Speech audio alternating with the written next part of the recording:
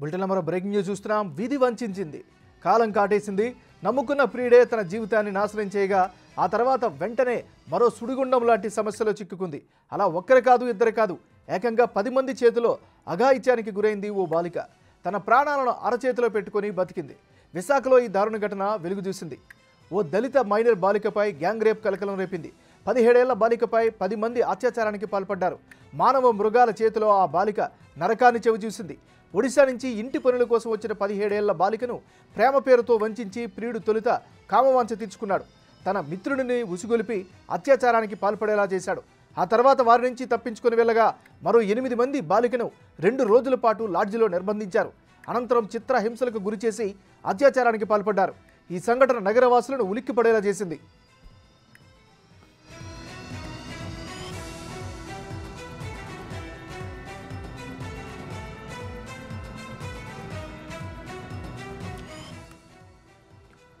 ఒడిశాకు చెందిన ఓ కుటుంబం విశాఖ కంచరపాలెంలో నివసిస్తోంది. ఈ ఇంట్లోని బాలిక రైల్వే న్యూ కాలనీలో ఓ ఇంట్లో కుక్కలకు ఆహారం పెట్టే పనికి కుదిరింది. బాలికకు భువనేశ్వర్ ప్రాంతానికి చెందిన ఓ యువకుడితో పరిచయం ఏర్పడి ప్రేమగా మారింది. ఈ నెల 18న ఆమెను ప్రియుడు 4వ పట్టణ పోలీస్ స్టేషన్ పరిధిలోని ఓ హోటల్కి తీసుకెళ్లి అత్యాచారం చేశాడు. తన స్నేహితుడిని రప్పించి అఘాత్యానికి పాల్పడేలా చేయించాడు. దీంతో తీవ్ర మనస్తాపానికి గురైన బాలిక ఆత్మహత్య చేసుకునే ప్రయత్నంలో భాగంగా ఆర్కే బీచ్కి వెళ్ళింది. అక్కడ చనిపోదామని ఏడుస్తూ కూర్చుని ఉండగా పర్యాటకుల ఫోటోలు తీసే ఓ వ్యక్తి ఆమెను ఓదార్చాడు. తనను ధైర్యం చెప్పినట్లు నటించి జగదాంబ కూడలి సమీపంలోని లాడ్జికి తీసుకెళ్లాడు. అక్కడ బంధించాడు. అతనితో సహా స్నేహితులు 8 మంది 2 రోజుల పాటు బాలికపై అత్యాచారానికి పాల్పడ్డారు.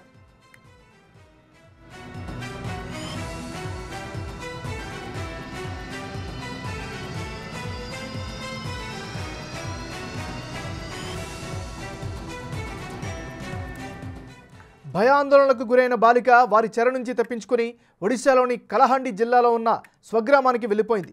ఇంటి నుంచి బాలిక వెళ్లిన 18వ తేదీనే అదృశ్యం కేసు నమోదు చేసిన 4వ పట్టణ పోలీసులు 22న ఆమెను గుర్తించి ఇక్కడ ఇంటికి చేర్చారు. మానసిక ఆందోళన, భయంతో ఆదివారం వరకు బాలిక తనకు జరిగిన అన్యాయాన్ని తల్లిదండ్రులతోనూ పంచుకోలేకపోయింది. తాను పడ్డ బాధలను ఆదివారం చెప్పడంతో పోక్సో చట్టం కింద కేసు నమోదు చేసిన పోలీసులు నగరానికి చెందిన 8 మందిని ఇప్పటివరకు అదుపులోకి తీసుకుని విచారిస్తున్నారు. బాలిక ప్రియుడు, అతని స్నేహితుడు పరారీలో ఉన్నారు. వారిని పట్టుకునేందుకు ప్రత్యేక బృందాలను ఏర్పాటు చేసి జార్ఖండ్, విశాఖ నగరాల్లో గాలిస్తున్నారు.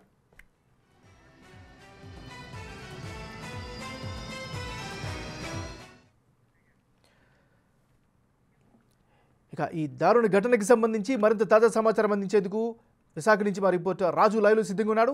రాజు, చెప్పండి, పోలీసుల వెర్షన్ ఏంటి, ప్రస్తుతం మీ దగ్గర ఉన్న అప్డేట్స్ ఏంటి? అంటే ఫోర్త్ టౌన్ పోలీస్ స్టేషన్లో మైనర్ బాలికకి సంబంధించినటువంటి కేసు విషయంలో ఏం జరుగుతుందనేది ఎవరికి అర్థం కానటువంటి పరిస్థితి అయితే కనిపిస్తుంది. ముఖ్యంగా 10 మంది గ్యాంగ్ రేప్ చేశారనేది ఒక బయటకు వచ్చినటువంటి న్యూస్. ఆలస్యంగా వెలుగు చూసినటువంటి ఈ సంఘటన కూడా బాలిక తండ్రి మిస్సింగ్ కేసు నమోదు చేసినటువంటి పరిస్థితుల్లో ఇదైతే బయటకు వచ్చినటువంటి పరిస్థితి అయితే ఉంది. ముఖ్యంగా ప్రేమించిన వ్యక్తే తనను మోసం చేసి తన రూమ్కి తీసుకెళ్ళి, హోటల్కి తీసుకెళ్ళి లాడ్జిలో తనతో పాటు లైంగికంగా తన స్నేహితుడికి అప్పగించి ఇద్దరు కలిసి తన కోరిక తీర్చుకున్నారు. తర్వాత వదిలేయడంతో బాధపడినటువంటి, అంటే బాధతో బీచ్లోకి వస్తే అక్కడ మోసం చేసినటువంటి పర్యాటకుల ఫోటోలు తీసే ఫోటోగ్రాఫరు దాదాపుగా అతనికి తోడు మరొక 7గురు కలిసి 2 రోజులు బంధించి ఆమె మీద అత్యాచారం చేశారు. ఇది ప్రస్తుతం ఉన్నటువంటి కేసుకు సంబంధించినటువంటి వివరాలు. కానీ పోలీసులు అటు మైనర్ బాలిక గుర్తించి ఫోక్సో కేసు నమోదు చేస్తున్నారా, లేదా గ్యాంగ్ రేప్ కేసు నమోదు చేస్తున్నారా, ఏ కేసు నమోదు చేస్తున్నారా అనేది ఇప్పటి వరకు ఏ విధమైనటువంటి క్లారిటీ ఇవ్వట్లేదు. అయితే ఫోటోగ్రాఫర్లకు సంబంధించి 8 మంది పోలీసులు అదుపులో ఉన్నారని చెప్తున్నారు. కానీ ఇది కేవలం సమాచారంగా మాత్రమే చూపిస్తున్నారు. వాళ్ళని అదుపులో ఉండి ఏ విధమైనటువంటి విచారణ చేస్తున్నారు అనేది చెప్తున్నటువంటి పరిస్థితి లేదు. ప్రేమించినటువంటి వ్యక్తి, అతనికి సంబంధించిన స్నేహితులు ఇద్దరు కలిసి విశాఖ నుంచి పరారయ్యారని చెప్పి ఒక బృందం అయితే జార్ఖండ్లో తనిఖీలు అయితే చేస్తున్నటువంటి పరిస్థితి ఉంది. జార్ఖండ్లో అతని గురించి గాలింపు చర్యలు చేస్తున్నారు.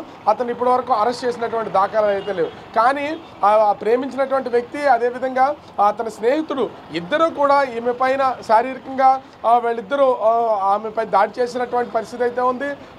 కానీ వాళ్ళిద్దరూ పరారీలో ఉన్న ఓదార్చడానికి ఓదార్స్తూ తీసుకొచ్చి నీకు హెల్ప్ చేస్తామని చెప్పినటువంటి ఉన్నటువంటి ఫోటోగ్రాఫర్ కానీ అతనితో ఉన్నటువంటి 7గురు కానీ వీళ్ళు కూడా అత్యాచారం చేసినటువంటి నిందితులే. కానీ వీళ్ళ మీద ఎందుకు కీలకమైనటువంటి అంటే ఈ కేసుకు సంబంధించి మెయిన్ విక్టిమ్గా ఎందుకు తీసుకోవట్లేదు వ్యక్తులుగా అనేది ఇప్పటికీ అర్థం కావట్లేదు. అంటే ఫోర్త్ టౌన్ పోలీస్ స్టేషన్లో ఏదో జరుగుతుందంటే ఈ కేసుకు సంబంధించి దీన్ని పక్కదారి పట్టించే ప్రయత్నం జరుగుతుంది అనేది కుటుంబ సభ్యులు అయితే ఆరోపణ చేస్తున్నటువంటి పరిస్థితి ఉంది.